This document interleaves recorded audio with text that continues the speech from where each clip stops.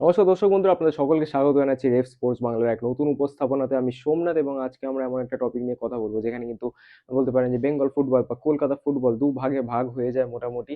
East Bengal সমর্থক, মোহনবাগান সমর্থক সবারই কিন্তু বেশ একটা কনসার্নিং টপিক, এবং এই কনসার্নিং টপিক হবে নাই বা কেন, প্লেয়ারটা যখন আনোয়ার আলী নিয়ে আপনারা জানেন যে যে ম্যাটারটা চলছিল বা যে মামলাটা চলছিল দিল্লি হাইকোর্টে, সেটার কিন্তু আজকে একটা বড় ব্রেকিং আছে। এবং যদি একটু ফ্ল্যাশব্যাকে যাই আমরা, যে আনোয়ার আলী পুরো ঘটনাটা কি, ইতিমধ্যেই আপনারা সকলেই জানেন যে পুরো ব্যাপারটা কি আনোয়ার আলী, বাট যদি আরো একটুখানি বলে দিই, জিস্টে বলে দিই ফ্ল্যাশব্যাক গুলো, তাহলে আপনারা জানেন যে 2024 সালে আনোয়ার আলীর সাথে কিন্তু ইস্ট বেঙ্গলের একটা চুক্তি হয়, এবং সেই চুক্তি 5 বছর একটা পার্মানেন্ট ডিলে চুক্তি হয় মোহনবাগান সুপার জায়েন্ট থেকে। এবার বলবো যে তাহলে এই ডিলটার মধ্যে প্রবলেমেটিক কি আছে। প্রবলেমেটিক এটাই যে আনোয়ার আলী যখন প্রথম কলকাতায় খেলতে আসে, মোহনবাগানের খেলতে আসে, তখন কিন্তু 2023 সালে তিনি এসছিলেন মোহনবাগানে গোয়া থেকে একটা 4 বছরের লোন ডিল নিয়ে। এবং সেই লোন ডিল কিন্তু মানে 4 বছর একটা লোন ডিল ছিল পরপর।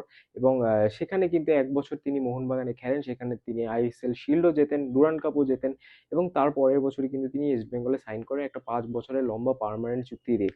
এবার আপনারা বলবেন যে এখানে প্রবলেমটা কোথায়। প্রবলেমটা এখানেই যে যে লোন ডিলটা আছে, 4 বছরের লোন ডিল, সেই লোন ডিলটা নিয়ে কিন্তু আনোয়ার আলী মোহনবাগান ম্যানেজমেন্টের সাথে গেছে, সাথে বসেছিল এবং তাদেরকে জিজ্ঞেস করেছিল যে এই যে লোন ডিলটা, যেটা কি পার্মানেন্ট কোনোভাবেই করা যাবে। কারণ প্রত্যেকটা প্লেয়ারের কিন্তু একটা কনসার্ন থাকে নিজেদের এই ডিলগুলোকে নিয়ে, কন্ট্রাক্টগুলোকে নিয়ে। আপনারা জানেন যদি একটা প্লেয়ার হঠাৎ করে ইনজিওর্ড হয়ে যায়, তখন যদি মার্কেটে তারা সেরকম দাম না থাকে, তাহলে তো এই লোন ডিল যখন তখন একটা ইউনিল্যাটারালি টার্মিনেট করে দিতে পারে যে কোনো ক্লাব। এবং লোন ডিল যদি টার্মিনেট করে দেয়, তাহলে প্লেয়ারের কাছে কিন্তু সেই পাওনাটা থাকে না, যেটা একটা পার্মানেন্ট কন্ট্রাক্টে থাকে। ধরুন একটা প্লেয়ার 2 বছরের পার্মানেন্ট কন্ট্রাক্ট আছে, এখন 2 বছরের কন্ট্রাক্ট আছে ধরুন।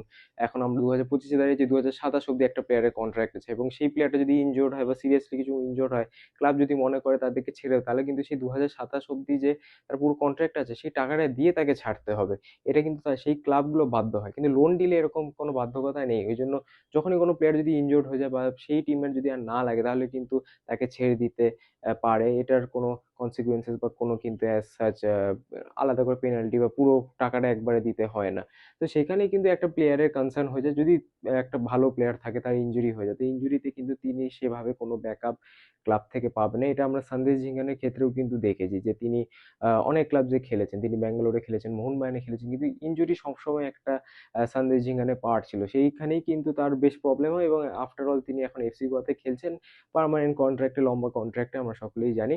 বাট যাই হোক, এর পুরোটা এটা ঘটনা, এবং সেই হিসেবেই কিন্তু আনোয়ার আলী একটা পার্মানেন্ট কন্ট্রাক্ট চেয়েছিল মোহনবাগানের কাছে।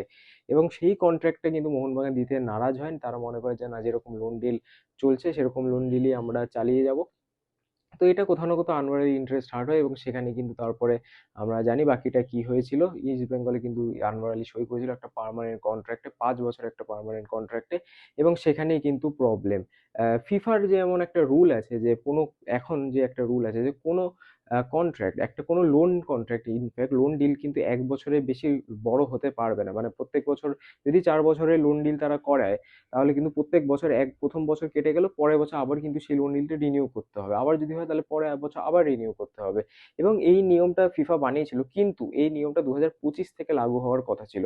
কিন্তু আনোয়ার আলী যখন মোহনবাগান থেকে ইস্ট বেঙ্গল আসে, তখন কিন্তু 2024 সালে, এটা আপনাদের মাথায় রাখতে হবে। তো সেখানেই কিন্তু যত সব কনফিউশন, সেখানেই বলতে পারেন যে দুটো পার্টি একে অপরের সাথে একটা মামলায় জড়িয়ে পড়ে। মোহনবাগানের দাবি যে তারা 2024 সালে দাঁড়িয়ে কিন্তু তখন এরকম অ্যাজ কোনো নিয়ম ছিল না, ইন্ডিয়াতে সেই নিয়ম তখনও অ্যাপ্লিকেবল হয়নি। সো আনোয়ার আলীর এই যে টার্মিনেশনটা, একটা কন্ট্রাক্ট টার্মিনেশন, এটা আনজাস্ট। এবং সেখান থেকে ইস্ট বেঙ্গল ক্যাম্প হোক বা আনোয়ার আলী ক্যাম্প হোক, তারা কিন্তু মনে করে যে না, প্লেয়ার নিজেদের ইন্টারেস্টের অনুযায়ী কিন্তু একটা পার্মানেন্ট কন্ট্রাক্ট নিয়ে নিয়েছে একটা ক্লাব থেকে, তো সেটা অ্যাবসলিউটলি জাস্ট টার্মিনেশন। তো এইটাই নিয়ে কিন্তু একটা মামলা চলে দিল্লি হাইকোর্টে অনেক দিন ধরেই। এবং আমরা জানি যে যখন কোনো মামলা চলে, player status committee again decide করবে আনোয়ার আলী কিরকম শাস্তি হবে, বা আনোয়ার আলী আদৌ শাস্তি হবে কিনা, সেটা ডিসাইড করে প্লেয়ার স্টেটাস কমিটি। এবং সেখানেই কিন্তু তার আগে দিল্লি হাইকোর্টে দ্বারস্থ হয়েছিল মোহনবাগান ম্যানেজমেন্ট, এবং সেখানেই কিন্তু মামলাটা চলছিল আনোয়ার আলীর এই যে পুরো কেসটা নিয়ে। তো কিন্তু সেখানে আমরা দেখেছি যে বারবার করে কিন্তু ডিলেজ হয়েছিল, রিপিটেটিভ ডিলেজ হয়েছিল। কখনো লয়ার অ্যাবসেন্ট আছে, কখনো আপনারা বলতে পারেন যে যে অফিসিয়ালস থাকে যারা এইসব লতে বা এইসব মামলাতে যারা ইনভলভ থাকে, তারা কখনো অ্যাবসেন্ট, লয়ার অ্যাবসেন্ট হয়ে যাচ্ছে, বা যারা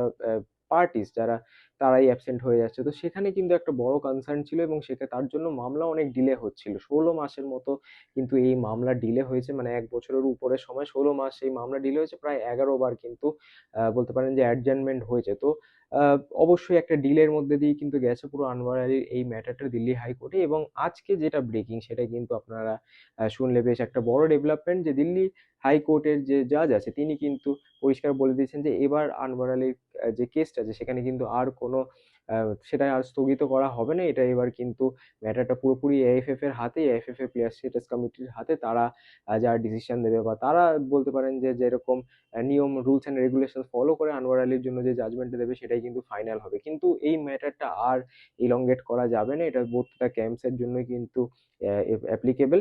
সেটা যারাই যদি আবার গিয়ে ইলংগেট করে তাহলে কিন্তু সেইভাবেই শাস্তি হতে পারে এবং মামলা কিন্তু তাদের এগেনস্টেও যেতে পারে। সো এখন এই যে আনোয়ার আলীর যে কেসের যে মামলাটা আছে এটার কিন্তু একটা দ্রুত শুনানি আমরা আশা করছি, কারণ এবার পুরো জিনিসটা এআইএফএফ এবং তাদের প্লেয়ার স্ট্যাটাস কমিটির উপর তারা কি ভার্ডিক্ট দেয় বা কি শুনানি দেয় আনোয়ার আলীর এই পুরো ম্যাটারটা নিয়ে। অবশ্যই কিছু রুলস অ্যান্ড রেগুলেশনস আছে প্রত্যেকটা প্লেয়ারের জন্য, প্লেয়ারদের বেনিফিটের জন্য অনেক রুলস বানানো হয় আপনারা জানেন, এবং সেগুলো দেখে দেখেই কিন্তু আনোয়ার আলীর এই বলতে পারেন যে এই মামলার শুনানিটা হবে। তো অবশ্যই চোখ থাকবে আমাদের সেই দিকে আনোয়ার আলী কেসটায় কি হয়। এবং খুব রিসেন্টলি আনোয়ার আলী দ্বারা একটা সোশ্যাল মিডিয়া পোস্টেও কিন্তু তিনি বলেছেন যে ইনফ্যাক্ট তিনি একটা চিঠিও দিয়েছেন যে তার যে মামলাটা আছে তার যেন দ্রুত শুনানি হয়, আর কোনো দেরি না হয়, আর কোনো ডিলে না হয়। তো অবশ্যই আমরা আশা করতে পারি একটা খুব তাড়াতাড়ি আমরা সুরাহা পাবো, আর তাড়াতাড়ি একটা বিচার পাবে আনোয়ার আলী এই মামলাতে, এবং সেই দিকেই কিন্তু আমাদের নজর থাকবে, এবং আপনাদের কাছেও কিন্তু আমাদের এই একটা বাধ্যকতা আছে। আমরাও যখন এই ব্যাপারে একদম কমপ্লিট আপডেট পেয়ে যাবো আমরা কিন্তু অবশ্যই আপনাদেরকে সবার আগে জানাবো। তো অবশ্যই চোখ রাখতে ভুলবেন না রেড স্পোর্টস বাংলার পর্দায়। আপনাদের সাথে দেখা হবে পরবর্তী ভিডিওতে। ততদিনে ভালো থাকবেন, সুস্থ থাকবেন এবং নমস্কার।